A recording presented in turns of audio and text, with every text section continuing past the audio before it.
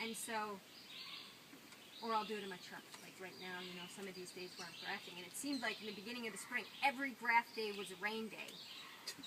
And that, you know, my mating definitely took a hit. And that's one of the cons to northeast Queens, right? We all talk about, survivability of winter, but that's another. There's always pros and cons to everything.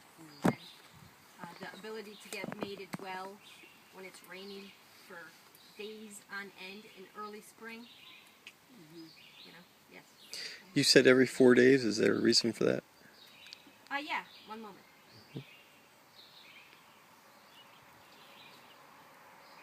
So, the reason for that is because I set up a breeder. And for my breeder, I want the larva to be the perfect age for grafting, okay, which is around 24 hours, 12 to 24. And so what I do is in my breeder hive, and I've selected her for a variety of reasons, okay? And this year I'm going to do hygienic testing because I found someone that has a nitrogen tank. So I'm going to freeze the brood and get that done sometime in August. And so that'll be good. And so what I do is I take all the eggs and I put it above the queen excluder, and then I wait. And the stuff that's down below, I wait 4 days. When I see that an egg is 3 days, after that it's 12 to 24 hours old, right?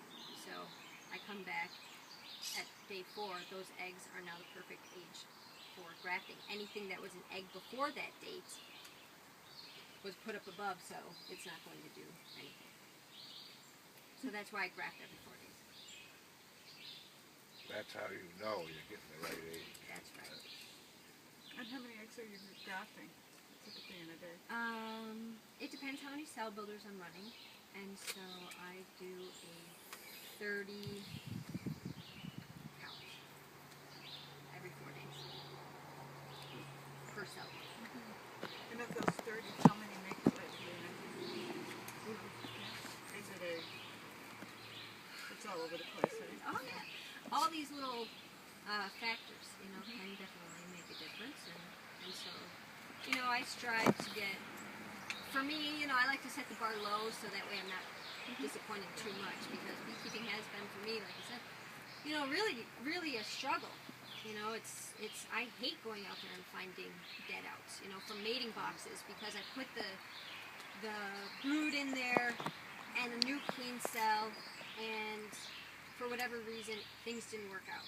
You know, at this point, I'm pretty good. I know that the cell was good. I'm pretty sure, you know, like I stopped wiggling them and I stopped really looking, you know, now I just kind of peer. And you mean it just she never hatched? Sometimes that used to be the case, but not for me anymore. You know? Now what are you encountering? Sometimes that. Now I know sometimes the weather, you know, they go out. I had this yard in Florida. They must have been getting hit by trucks all the time, you know. Who knows? Birds. I got a lot of birds. I noticed my mating is down, you know. I mean, because one of the things that you can do is put them in a cell protector, and when the cell hatches out, if there's a perfect hole on the bottom, then you know she came out. Because the bees, one, the cell protector makes it hard for them, and two, when they do go for it, I mean, they tear it all apart. So, setting up mating boxes is really difficult. But if you were just doing 1 or 2 or 3 for yourself, you know, would you need a mating box? No. You know, you would put it directly into your nuke, you would put it directly into your hive. I mean, on one hand, queen cell is really a good idea for beekeepers in Maine in the early spring. And one, that's because everybody has them. You know, I always have queen cells early spring. Everybody who's doing queen rearing has queen cells. Shipping them is a little bit difficult, but it can be done. You know, if someone called me and was like, I want you to ship me 1 queen cell, I'd be like, no, you know, because you do need some padding and stuff like that. But, and then you're responsible for your own mating, right? Which, you're not responsible for your own mating. I mean, how can you be? If you have 2 hives, that's not enough drones to mate with your queen. So you need to rely on your entire environment, your community, hobbyist beekeepers, silent, whoever's got bees. That's your mating population. So, you know, for other people, it's good to saturate your area. So for beekeepers that you know, don't have that many hobbyists around, or really are producing a lot of queens and therefore need a lot of drones, because you know, you want 15 drones per queen. That's quite a lot. And considering not all of them are going to make it drones, that is, and queens, and so you want to make sure you have a lot. So other people, you know, they will put a lot of hives around. Not in the same yard, because the queen flies to get mated, right? She doesn't want to fly with her, or mate with her, what she would think would be her brothers or her sons, you know, all from the same hive, the exact same. The drones would have one. Does that happen a lot, you know? Inbreeding? Yeah. Or Is there some way that, because of the pheromone smell, could she tell that that's one of her relatives? Could she avoid a drone like that and search out one from another? Well, I don't think she's so much searching out. She's flying. She's going to this area, and there's this drone convocation zones. Yeah. They're going to pounce on her. And it's not beautiful. Well, maybe it is. I don't know if you've seen it. You know, it's so natural selection. She doesn't want to date with, or she does not want to get bred by her bloodline. That's why I was wondering, does a pheromone I don't know. have that? I don't know. And what difference does it make? Are you going to control the pheromone? No, but what I'm saying that if you had 3 or 4 hives, then you wouldn't have a problem with drone saturation if the pheromone played a part in the mating 50 feet above the ground. I'm just asking. I don't know. Well, it is 50 feet above the ground, but not close to the hive, A.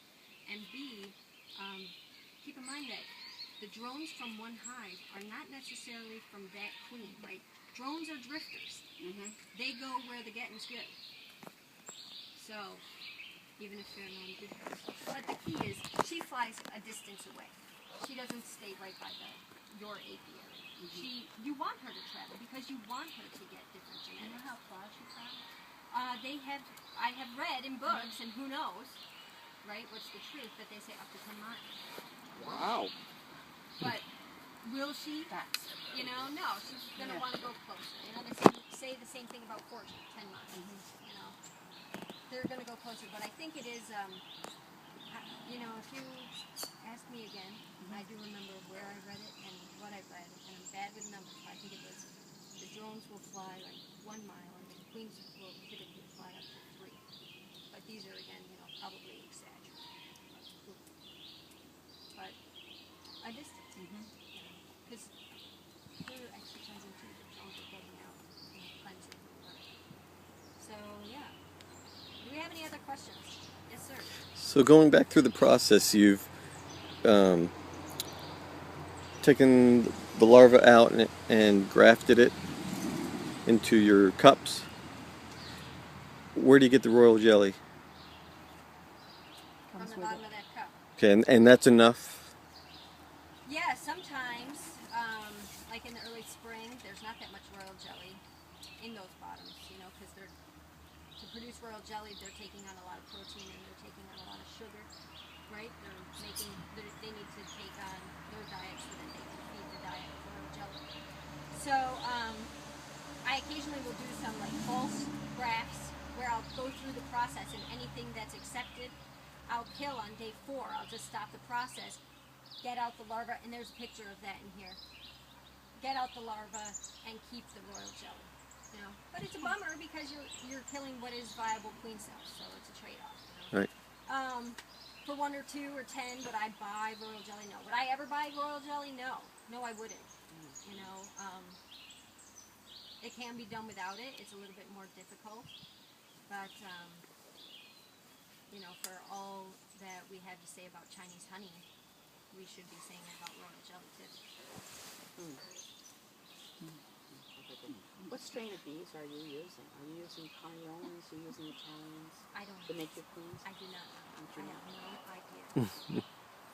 And why is that? Because I do open mating. Okay. I got my bees from an open mated source, Fine. right? And so, Pretty much doing what we all do with swarms. It's open mating. yeah, Yeah. yeah, that's what, open mating. And it used to be when you read older bee books, but that's pre-mites, so who knows, That's right? right. I mean, there's not that many books written on pre-mites, after. Right. And even if there were, I mean, people only have been experiencing it for 20 years. How trustworthy is that information? It's all kind of speculative, I think, right? I mean, some stuff is fact. Maybe is anything, I don't know. But, and so, I select, like I said, I'm going to do this hygienic testing because, they have said that is an important factor. I also typically mark my queens. And so when I go through my breeders, I know how old they are.